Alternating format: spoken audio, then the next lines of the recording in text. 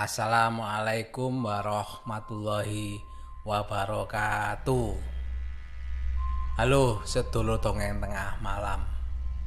Semoga sedulurku semuanya dalam keadaan sehat walafiat, tidak kekurangan suatu apapun.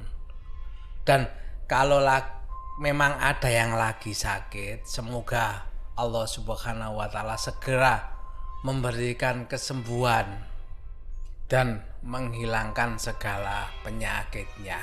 Amin. Yang sekarang lagi berjuang dalam usahanya atau lagi bekerja, semoga selalu dimudahkan dan dilancarkan segala usaha dan pekerjaannya. Amin. Kali ini saya akan membawakan cerita dari seorang narasumber. Tapi kebetulan narasumber ini kenalan dari temennya Pak D. Mungkin tahu ya, Pak D sering membawakan cerita-cerita mistis. Nah, kenalannya ini memperkenalkan Pak D bahwa ada beberapa kejadian yang dialami dari desanya yang berhubungan dengan rumah kosong di desanya pada masa itu. Kejadiannya ini sekitar tahun 90-an. Mungkin kurang. Dia juga lupa antara tahun 90 kurang atau sampai 90-an lah kejadiannya. Tapi sebelum ke cerita, saya ingatkan lagi ya, jangan lupa sedulurku yang belum subscribe, monggo di subscribe dulu Dongeng Tengah Malam. Jangan lupa like-nya dan tulis komentarnya. Yang di Spotify jangan lupa follow ya Dongeng Tengah Malam, supaya tetap bisa mengikuti cerita terbaru dari Pak D. Alvan. Baiklah, kita langsung ke cerita dari narasumber tersebut. Untuk privasinya, narasumbernya nggak mau disebutkan nama aslinya ya, tapi kita sebut saja namanya Pak Imron. Di tahun 90-an, Pak Imron semasa itu masih ya SMA lah, sekitar kelas 2-an ya. Nah, Pak Imron ini kan hidupnya di sebuah desa yang kalau dibilang desa ya karena agak ke dalam ya masuk rumahnya ini. Makanya di tahun segituan di rumahnya ini masih belum ada listrik lah. Jadi kondisinya kalau dibilang itu kalau malam ya masih sepi. Apalagi desa tersebut dibilang bukan desa yang diliwati untuk umum gitu loh. Makanya kalau malam itu ya sepi sekali katanya di tahun segituan.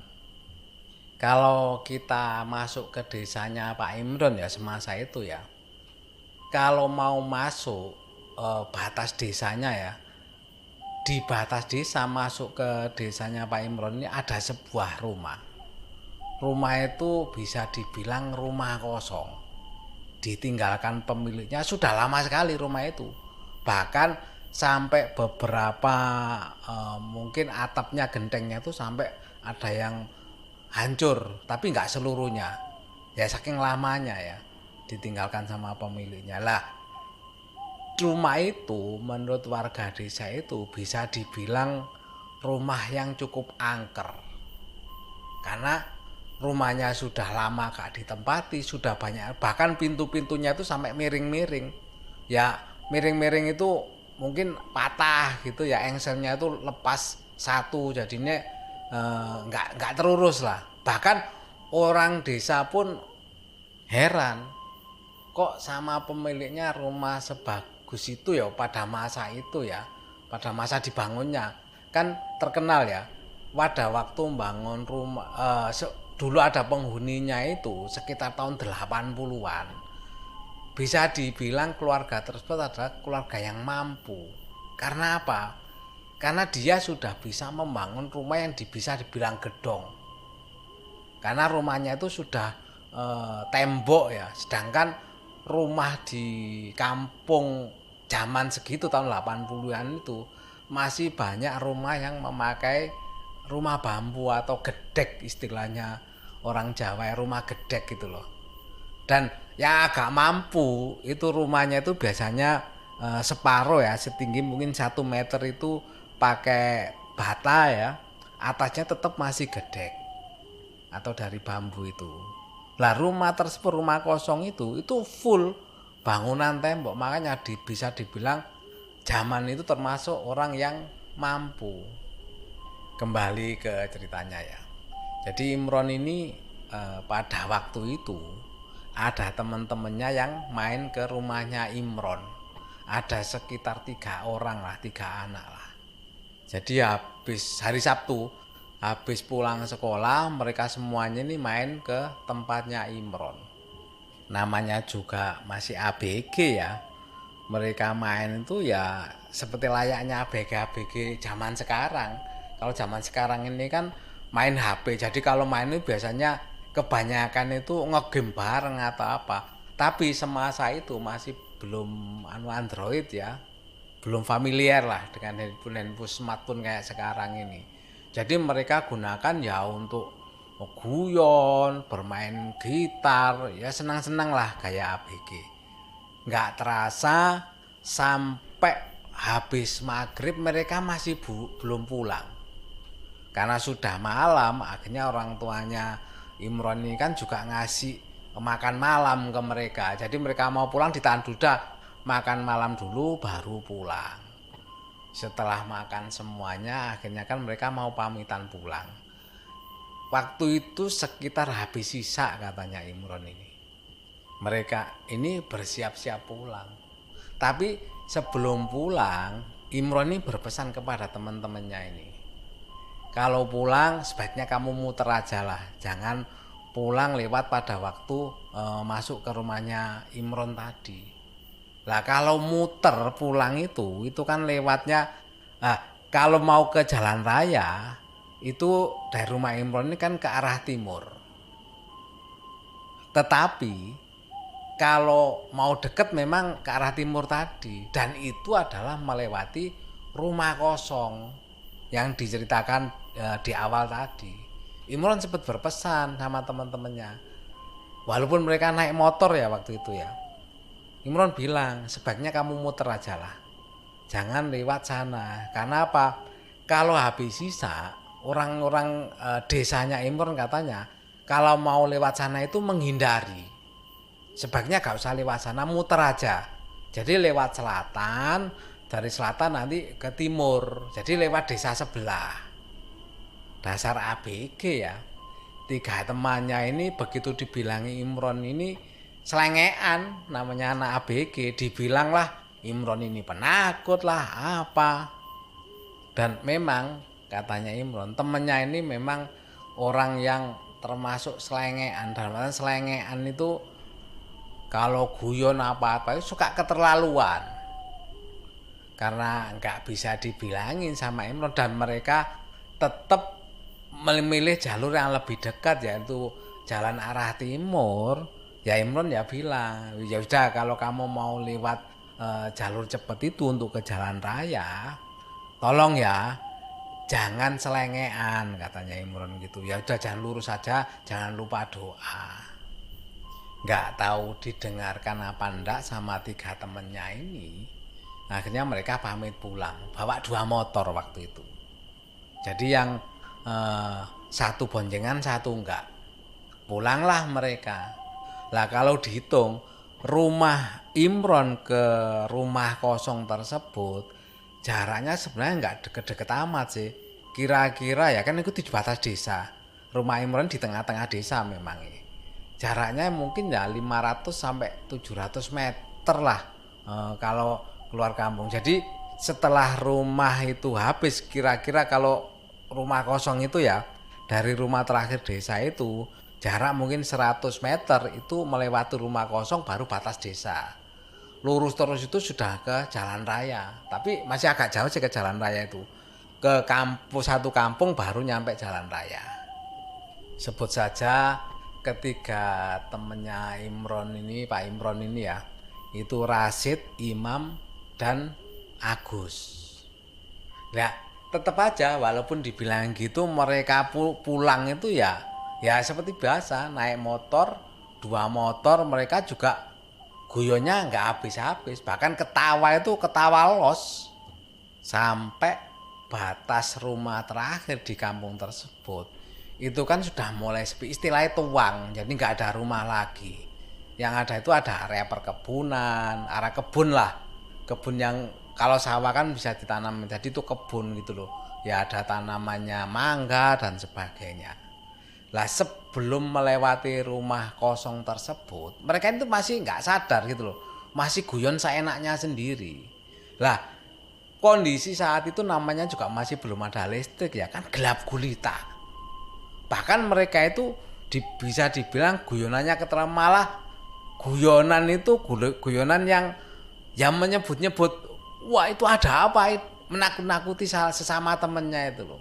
Tapi dasar ketiganya kebetulan anak selengean semua, itu jadi bahan guyonan menurut mereka. Sampai ini kan gelap ya, karena tuh di tuangan tadi ya, 10 antara 10 meteran lah lebih kurang katanya ya. Mau melewati rumah kosong tersebut, nggak tahu saking guyonan atau apa, yang boncengan ini kan si Agus sama Imam.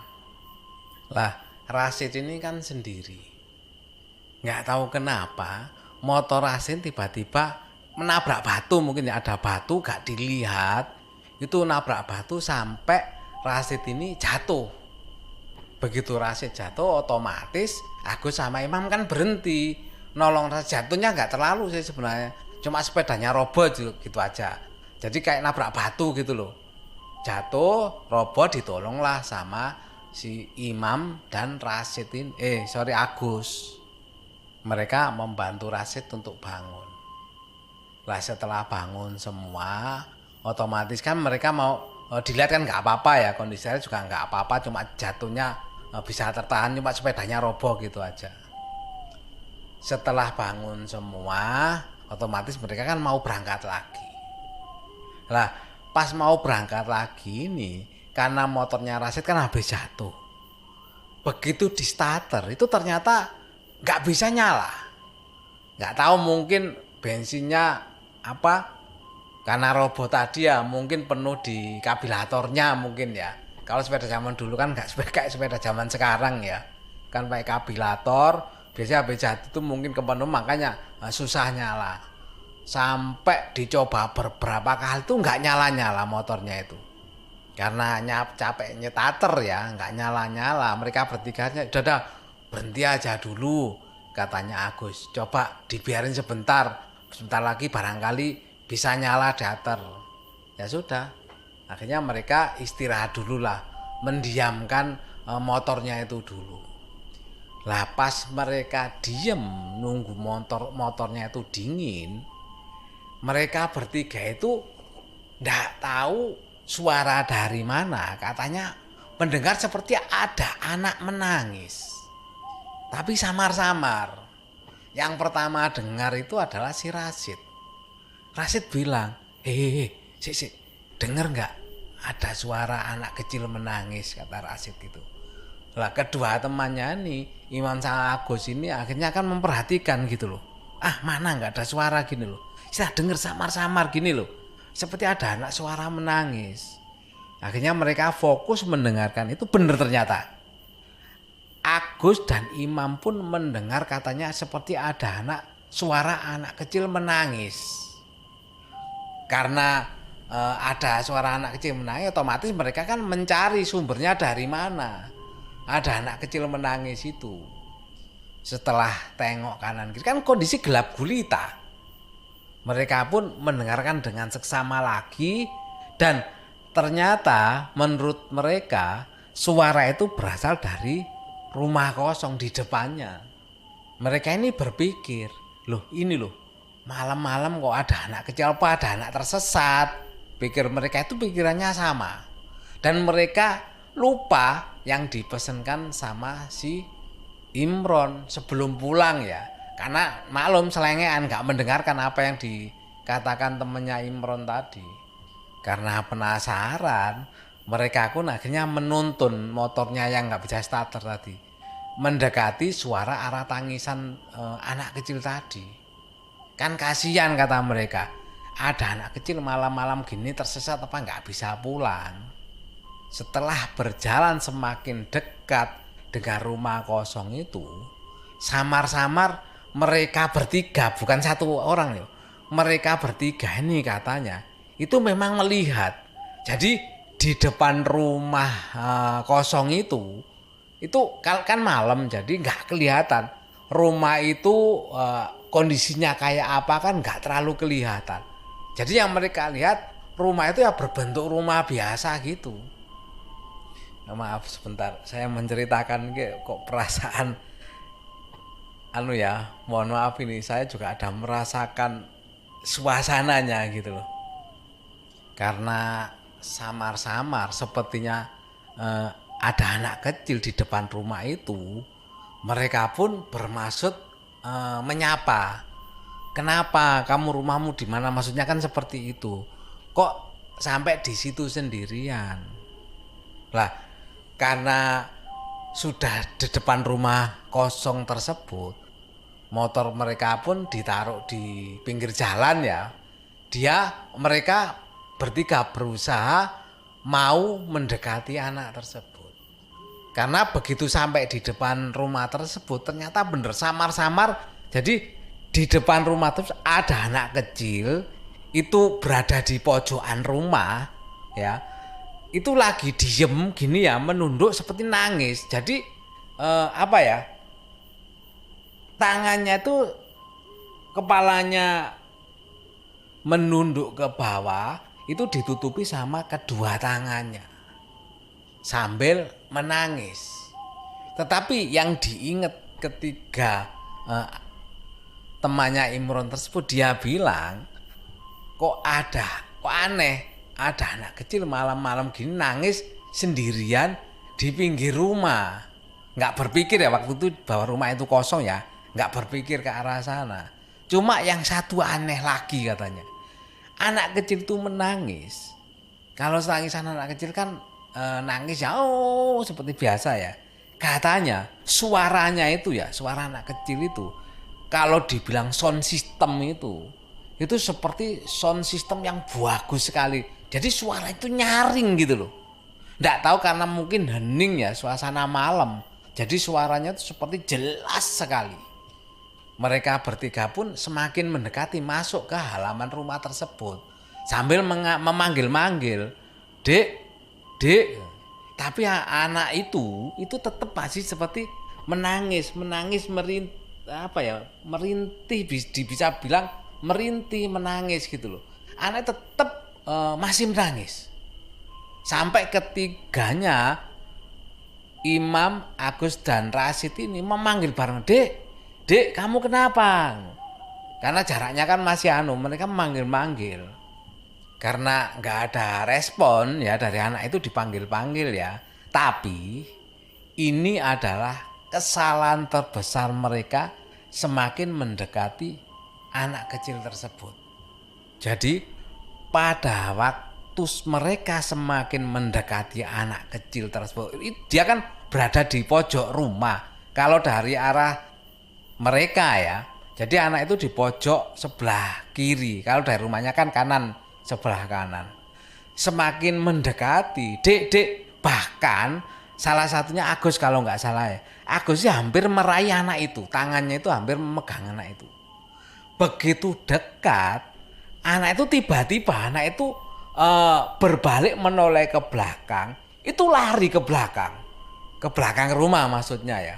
Lah mereka bertiga kaget loh, kok malah lari ke belakang. Dan yang bikin mereka agak aneh dengan anak itu adalah begitu mereka nangisnya itu langsung berhenti, lari ke belakang, itu sambil tertawa kecil khas anak-anak lah. Jadi dia tuh langsung berbalik arah, gak sempat menghadap ke mereka ya. Itu langsung berbalik arah, lari sambil ketawa kecekikian. Walaupun suasana waktu kan gelap gulita ya, tapi karena mata kita ini ciptaan Tuhan yang paling sempurna ya, mata kita ya. Walaupun di kondisi gelap gitu, karena kita sudah menyesuaikan kondisi gelap, jadi kita bisa melihat. Walaupun tidak jelas seperti siang hari atau ada sinar ya, tapi dengan jelas mereka bertiga tuh melihat anak itu lari ke arah belakang. Sempet si Rasid ini juga nyebok manggil anak itu. Loh, dek kemana katanya gitu. Dan dia tetap lari ke belakang. Karena penasaran, mereka ini kan ngejar anak itu. Loh, kok lari gitu loh. Akhirnya dikejar. Kemana anak ini larinya? Wong mau ditolong kok malah lari. Jadi sempat mereka itu mengejar anak itu sampai di belakang rumah. Lah di belakang rumahnya itu ada sumur. Memang khas desa ya. Kalau sumur itu kan biasanya di belakang rumah. Jadi di belakang agak samping itu ada sumur. Mereka mengejar anak itu, kelihatan anak itu lari ke arah sumur. Lah disinilah baru mereka merasakan ketakutan mengejar anak kecil tersebut. Begitu dikejar, ternyata anak kecil tersebut lari itu langsung kemana? Langsung ke arah sumur. Dia tuh nyebur ke sumur. Tetapi nyeburnya bukannya dia berteriak, anak kecil itu nyebur sambil ketawa cekikikan tadi. Itu ketawa terus sambil nyegur sumur sampai suaranya katanya menggema. Menggema dari dalam sumur itu. Begitu melihat anak itu masuk ke sumur, langsung mereka bertiga langsung berhenti tertegun sekaligus merasakan ketakutan. Yang bikin dia takut apa? Sudah nyebur ke sumur, itu masih tetap tertawa, suaranya menggema. Itu yang katanya membuat mereka tuh bener-bener merinding bulu kuduk mereka tuh sampai berdiri semua bertiga ini. Setelah mereka bertiga berdiri tertegun, ya kalau dibilang jarak mereka berdiri dengan sumur kira-kira sekitar 2-3 meter lah. Jadi jelas sekali dia melihat anak itu kalau masuk ke sumur. Mereka nggak bisa berkata apa-apa, saling pandang-pandangan mereka bertiga itu. Dan jurus andalan terakhir adalah langsung kabur lari ke depan dengan sekuat tenaga mereka. Bahkan sempat mereka sampai tabrak-tabrakan. Saking takutnya ketika pemuda tersebut, temannya Pak Imron ini ya. Dan mereka langsung ke arah sepedanya mereka. Sampai namanya jangankan bilang nyetater sepedanya itu dua-duanya sampai nggak bisa menyetater sepedanya. Sebenarnya kalau saya bilang sih bukan nggak bisa, karena panik, nggak tahu kuncinya sudah di on apa enggak ya, saking